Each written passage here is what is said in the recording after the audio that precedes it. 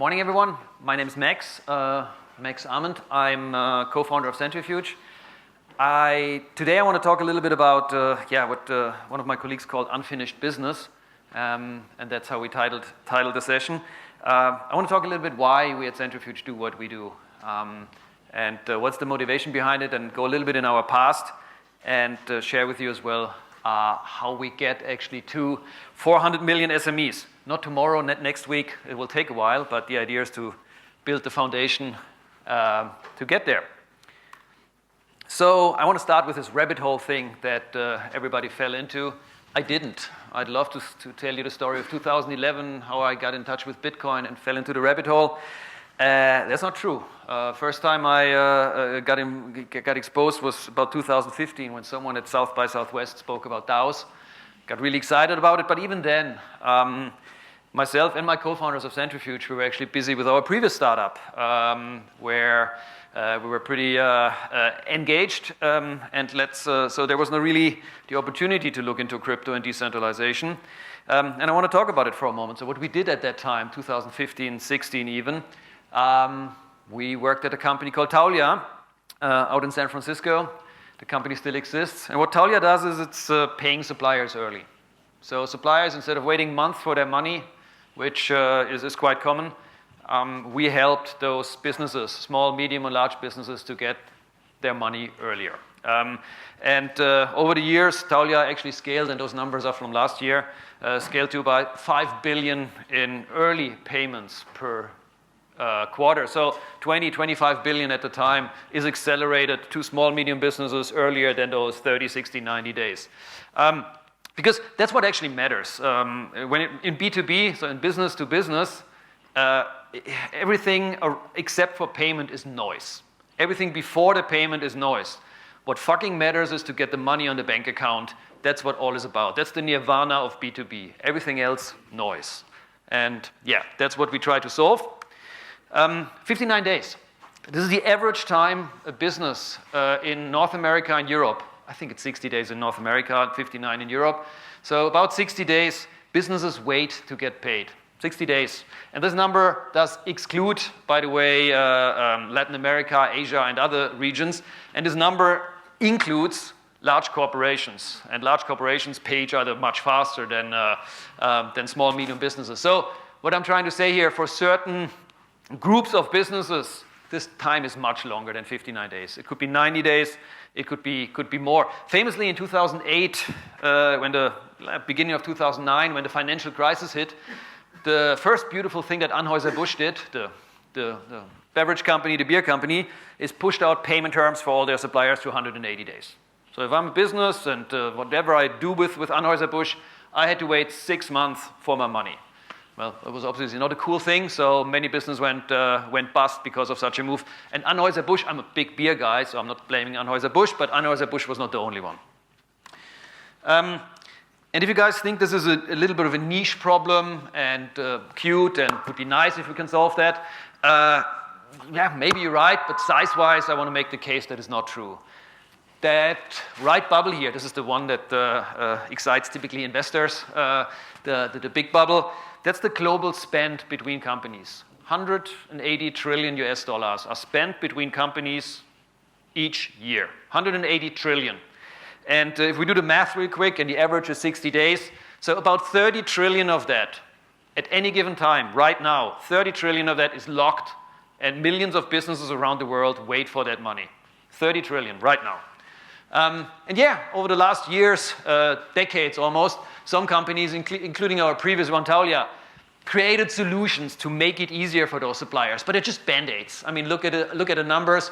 Banks with what's called supply chain finance, about 200 billion out of those 180 trillion are addressed, and a little bit more with factoring, where companies sell their receivables for a pretty steep fee, is about 3 trillion. So, like, really scratching just the surface of those 180 trillion. And yeah, that's the opportunity, that's the challenge, that's what we want to change, because we want to get to the global 400 million. The global 400 million means all small, medium businesses in the world. I want to repeat what I said at the beginning. This is not a pitch for we do that tomorrow. This is right now building the foundation that we actually can serve those 400 million small, medium businesses worldwide and not make them wait 60, 90, 120 days. I mean, for us, when we left our previous company, we left it because we had a problem. We knew at Taulia we scaled to 1 million suppliers. How do we get to the 400 million? We knew that decentralization and blockchain is that problem that we want to solve, and we knew the ingredients are out there to do that. That's why we started Centrifuge. So we're not looking around for what can we do with this blockchain thing, and here is that problem. No, we knew the problem. So let's get to DeFi and open finance and how that all fits in. So our mission at Centrifuge is to unlock value that has previously been inaccessible or trapped, like any kind of transaction, any kind of asset in the financial supply chain. Invoices, the most prominent one. So we send an invoice from A to B. As I said before, 30, 60 days, this is trapped. How can we get that out? Inventory that lies around is not solved. There's another one. And there's hundreds of different types of assets in that world that is trapped today, hard to move, illiquid, expensive. Nobody can lend against it, and that's what we want to solve. All right, so what is the Lego block that we are providing at Centrifuge? Well, a few things. That's a pretty big word, mapping the global business graph. I still like it, and I want to explain what we mean with that. So what the Centrifuge protocol does, our Ethereum-based protocol, is to map who does business with whom and who owes whom how much money at what time. This is the core of when we talk about the global business graph, to map who does business with whom. And from that, you can actually do beautiful things and use that information, those transactions, and those relationships between buyers and suppliers, between artists and streaming services. We get to that in a minute. And among others, you can use that as a kind of a collateral in loans. You can actually lend against those transactions and relationships. And that's why we came up with, Centrifuge, and more specifically with TinLake, which is a tokenization and securitization engine on Ethereum to make that happen. And I want to go into a few examples that we executed on over the last 3 to 6 months. So Invoices, I hope you understand until now that this is where we as founders come from the finance invoicing space. So Invoices were the first space that we tackled, or the first area where we looked at invoices between corporations and tokenize them and lend against them. Elemica is a rather large business network where we take invoices, tokenize them, and fund against them. And maybe, one of my colleagues asked me actually to point it out again. One little joke, but one little thing to get attention we did actually last week or 2 weeks ago. We financed the invoices from the organizer of this DeFi summit that they had against the sponsors of the DeFi summit, because it was 30 or 60 days payment terms. So what we did, it was like 5 or 6 invoices, a few $1,000. I'm not sharing how much the sponsors here pay. We financed those invoices. It's on public Ethereum, so we actually put it out there and financed part of those invoices, and we did that together with Maker. So we used Maker in a multi-collateral DAI simulation to fund those invoices. So tokenize those invoices, put it up, simulated a multi-collateral DAI, put it in there, closed it, and draw DAI against it. Again, we simulated it because we all know, or those in crypto here, multi-collateral DAI is not there yet. Coming soon, though. I got confirmed today and yesterday. We all believe in it. Second thing we did, actually we did that, not the second thing we did, but another thing we did is last Friday, very fresh. We tokenized and funded about 50,000 DAI against freight invoices. So invoices between a shipper and a company that wants to ship. About $50,000 we tokenized and fund against that, again, with Maker together in one of those pilots. And, this is a huge business. We're talking about billions of dollars that will eventually be financed. Click. We all love that one, I guess. So one of the next things we do is actually tokenizing warehouse receipts of cannabis.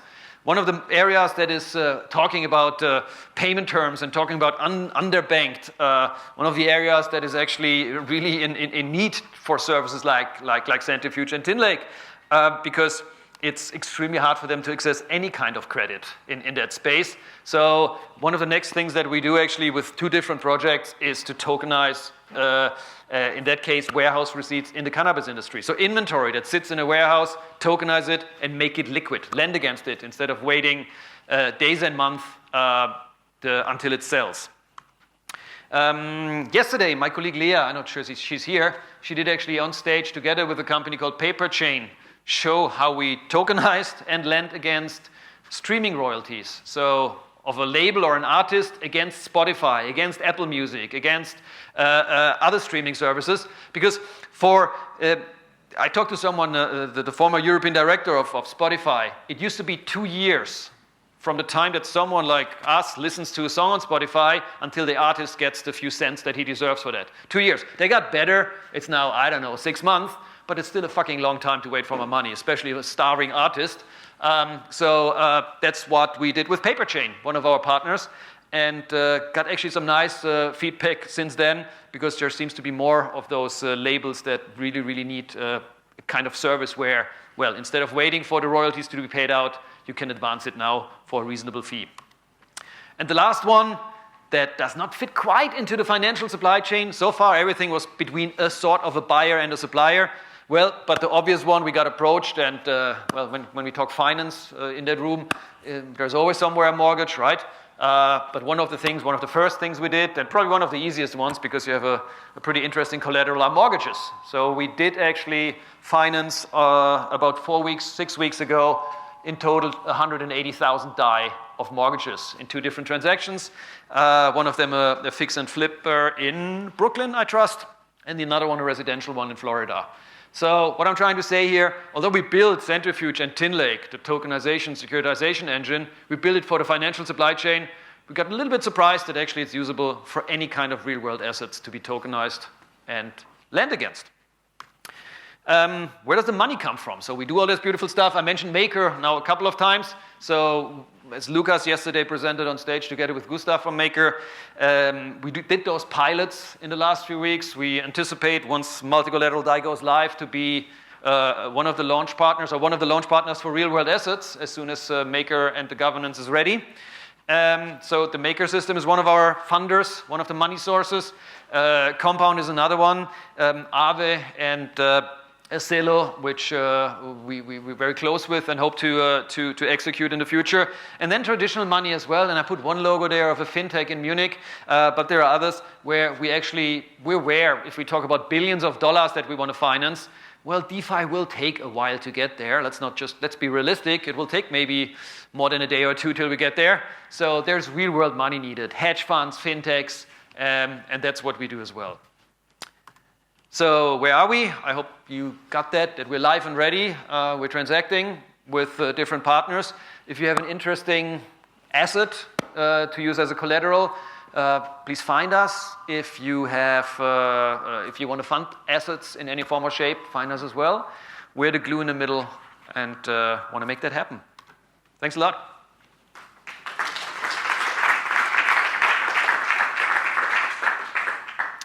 Are there any questions? Oh, yeah, sorry about that. Hello. And sorry that I'm walking. Just test. Yeah.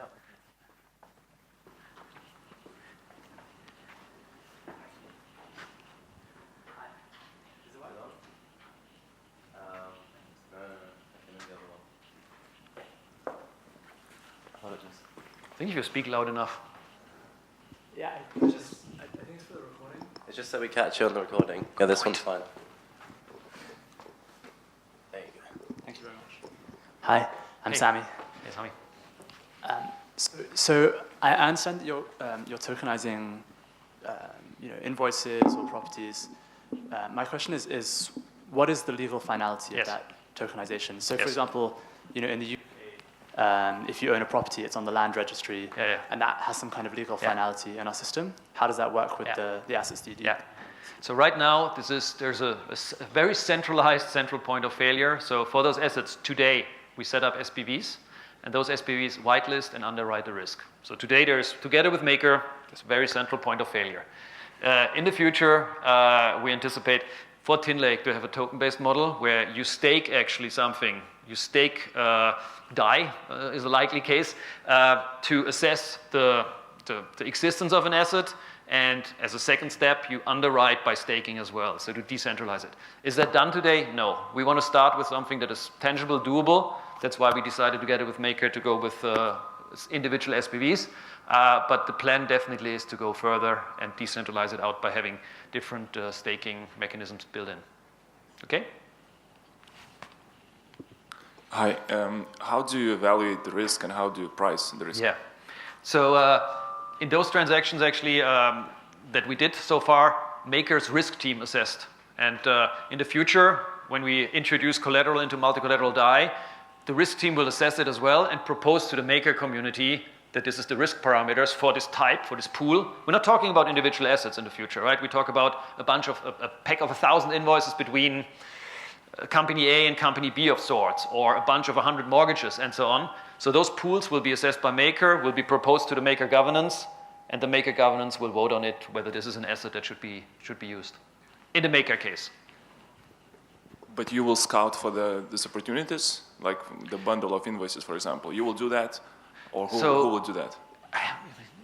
We didn't do a lot of marketing yet, but we get approached on an almost daily basis for any kind of asset. When it comes to invoices, which is the asset type I'm, to be honest, most passionate about. Sorry. Invoices, what we as founders are most passionate about is this is what we did for the last 15 years. So we know where those invoices are, those networks where invoices are exchanged and weighed. Whether this is SAP Ariba, old school, boring, but hundreds of millions of transactions. Whether this is Coupa, Tradeshift, this is our past. So from that perspective, we're not that concerned on the invoices side, and we get literally on a almost daily basis inbound now that we launched Tin Lake from people that want to tokenize pretty much everything, things I haven't even thought about, things I haven't heard of, to be honest.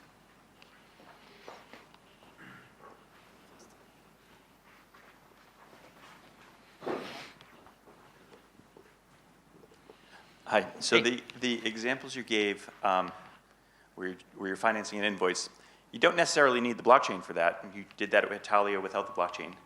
But when you get to further levels down the supply chain, it gets really interesting. Could you talk a little bit about deep tier financing? Yeah.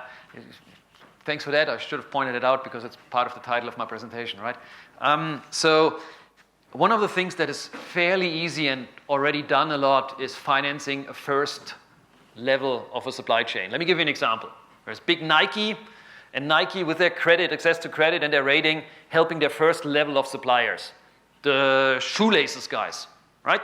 That's called supply chain finance, exists for about 25 years, beautiful, helps shoelaces guy. But shoelaces needs fabric. Fabric needs cotton in Bangladesh. If we can find a way to actually take the credit and the access to liquidity and the credit rating down from Nike, not only to the, shoelaces guy, but go from shoelaces to fabric, from fabric down to the cotton picker in Bangladesh that, besides the local interest rates, has a payment terms of 120 days, that is what is really powerful. So starting here again, really simple with one level, but the long-term goal to reach really 400 million suppliers, 400 million small medium businesses, is to look at this, what I mentioned, global business graph, and finance not only single transactions or individual relationships, but deep supply chains. Does it make sense? Okay. Yes? How have you thought about the default process and any collections that might need to occur? About what? The default process. Somebody defaults. Yeah, I mean, as I said, today is a very centralized process. That's what we did with the SPV. So if those guys with the mortgage don't pay the principal and the interest on time, it's the responsibility of the SPV to collect the money. In the future here as well, what we right now designing is a decentralized system for staking, and there's a couple of mechanisms when you stake. If your stake is slashed, and you can use that actually as a kind of insurance. To actually make up for the losses, or you pay with that money, obviously it needs to be designed, you pay with that money for collection agencies, for dunning, for whatever. Not there yet. I'm not pretending. Hello. Hi. Hey. Yeah. Thank you for your presentation. My question is regarding who is the maker community in terms of who you are targeting and who you think will be actually providing the finance here. So Maker is, when it comes to our efforts in decentralization or in blockchain, Prime Maker is the most advanced project. That's why we work together with Maker. It's not the only one, by no means. I had that slide on. I mean, there's Compound out there, there's Celo, there's Aave, and there's dozens of others, but Maker is just one of the projects we work with. And how they pay out, I mean, literally, the collateral is locked in, and Maker, as a central bank, prints money, prints DAI against that collateral. As they do today with ETH, that happens in the future with some altcoins. I don't think that moves the needle for Maker. Maker is very aware, and there's someone with a Maker t-shirt, so maybe you can chime in, that real-world assets will be an important part to get DAI to scale.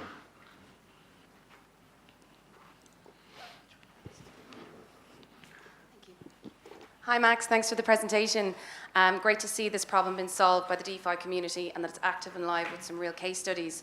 I think you've answered the question on the segment of the SME market that you're addressing, which is deep supply chain, which is fantastic because they're the people that need most access to the capital.